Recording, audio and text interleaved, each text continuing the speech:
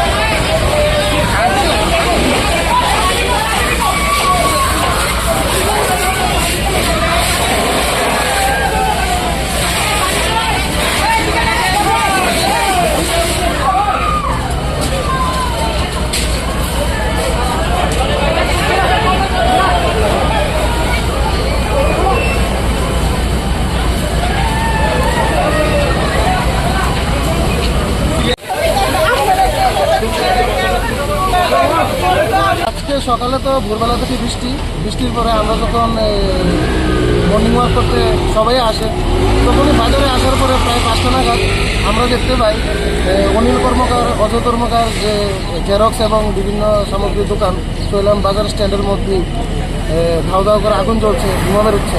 তৎক্ষণাৎ আমরা fire সার্ভিসকে phone করি, কিন্তু ফায়ার সার্ভিসের মোবাইল বন্ধ ছিল এবং বিশালগড় বিশ্বের মধ্যে দুটোটার মধ্যেই ল্যান্ডফোন বন্ধ ছিল, কারণ কোনো সারা শব্দ ছিল না।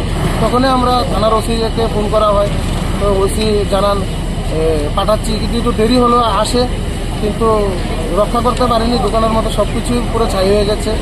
2টা ফায়ার সার্ভিস অলরেডি বিশ্রামঞ্জবে বিশাল করতে এসেছে, তাদের জলও শেষ প্রায়।